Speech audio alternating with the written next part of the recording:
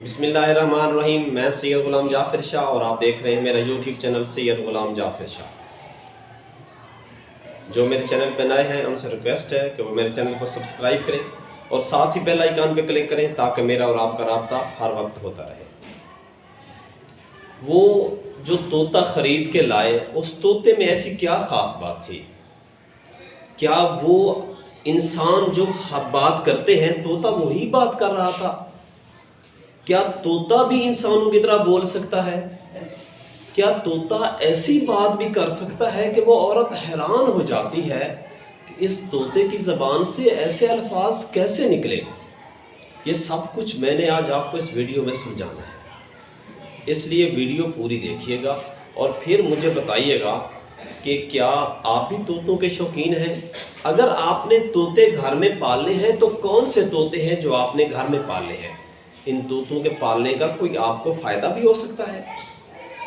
وہ عورت روزانہ بازار جاتی ہے۔ ایک دن وہ بازار گئی، اس نے دیکھا کہ بہت بڑے بازار میں آج رش لگا ہوا ہے۔ اس نے ساتھ والے دکان سے پوچھا کہ یہ بازار میں آج رش کیوں ہے؟ اس دکان والے نے بتایا کہ یہاں آج طوطے بک رہے ہیں، طوطے سیل ہو رہے ہیں۔ عورت کے اندر ایک خواہش پیدا ہوئی کہ مجھے بھی طوطے خریدنے ہیں۔ جیسے ہی وہ طوطوں والی جگہ پہ پہنچی، دیکھا وہاں رنگ برنگے ہر قسم کے طوطے فار سیل کے لیے موجود ہیں۔ اس سے ایک طوطا پسند آیا۔ اس نے اس طوطے بیچنے والے سے پوچھا اس کی پرائس کیا ہے، اس کی قیمت کیا ہے؟ تو اس دکاندار نے کہا کہ اس کی قیمت ہے 25,000۔ وہ عورت یہ سن کر حیران ہو گئی کہ 25,000 کا طوطا۔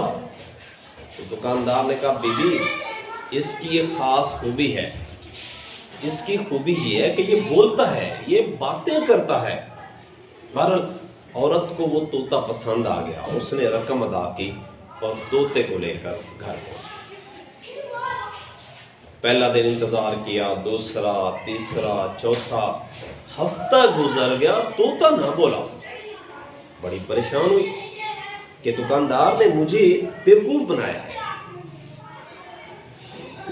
اب وہ دکاندار کے پاس گئی کہ کمال ہے جی، اتنے پیسے بھی لے لے ہیں، طوطا تو ایک لفظ بھی نہیں بولا۔ اس نے کہا بی بی طوطے کو کس میں رکھا ہوا ہے؟ اس نے کہا پنجرا خریدا ہے میں نے۔ تو اس نے کہا کہ پنجرا بڑا خریدو، ماحول بدلا ہے، بڑا پنجرا خریدو، طوطا آزاد سانس لے گا تو پھر بولے گا۔ کہتی ہاں یہ بات تو ٹھیک ہے۔ یہ دکان پہ گئی، بڑا سا پنجرا خریدا، طوطے کو اس میں رکھا، اب بولے گا۔ ایک دن گزرا، 2 دن گزرے، طوطے تو نہ بولا۔ دوبارہ دکاندار کے پاس پہنچی، وہ دکاندار صاحب بڑا سا پنجرا بھی لیا ہے، طوطا نہیں بولا۔ اس نے کہا بی بی پنجرا کہاں سے خریدا؟ میڈم جواب دیتی ہیں کہ ساتھ ایک ڈپارٹمنٹل سٹور ہے میرے گھر کے، میں نے وہاں سے پنجرا خریدا۔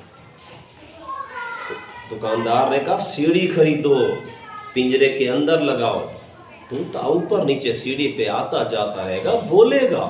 ماحول بدلا ہے، ماحول بدلنے میں دیر لگتی ہے۔ پھر دوبارہ گئی، سیڑھی خریدی، پنجرے کے اندر سیڑھی لگائی، اب بولے گا۔ 1 دن، 2 دن، 3 دن گزرے، طوطا نہ بولا۔ پھر دوبارہ دکاندار کے پاس، وہ دکاندار مجھے بیوقوف سمجھ رہا ہے، ابھی تک تیرا طوطا نہیں بولا۔ اس نے کہا بی بی جھولا خریدا ہے؟ اس نے کہا نہیں وہ تو میں نے نہیں خریدا۔ ارے جھولا خریدو، اسے پنجرے کے اندر لگاؤ، پلاسٹک کا جھولا خرید کے پنجرے کے اندر فٹ کرو، جھولے گا نا، جھولا جھولے گا تو بولے گا، ضرور بولے گا۔ ہاں یہ بات ٹھیک ہے۔ پھر دوبارہ گئی، جھولا خریدا، جھولا جا کے اس پنجرے کے اندر فٹ کیا، اب طوطا جو ہے جھولے پر جھول رہا ہے، کہتی ہے اب بولے گا۔ 1 دن، 2 دن، 3 دن، 4 دن، طوطا نہ بولا۔ بڑی پریشان، پھر آئی دکاندار کے پاس، دکاندار طوطا نہیں بولا۔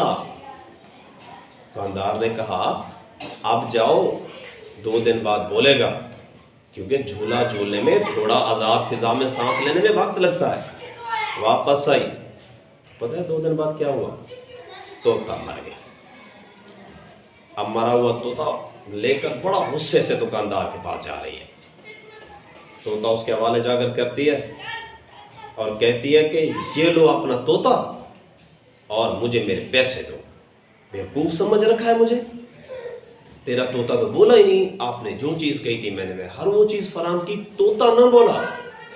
دکاندار نے پتہ ہے کیا کہا؟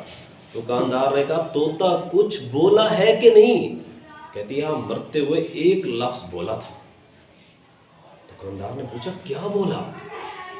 اس نے کہا طوطے نے مرتے ہوئے کہا تھا ارے میڈم صاحبہ، جہاں سے پنجرا خریدا، جہاں سے سیڑھی خریدی، جہاں سے جھولا خریدا، وہاں سے کھانے کی کوئی چیز نہیں ملتی۔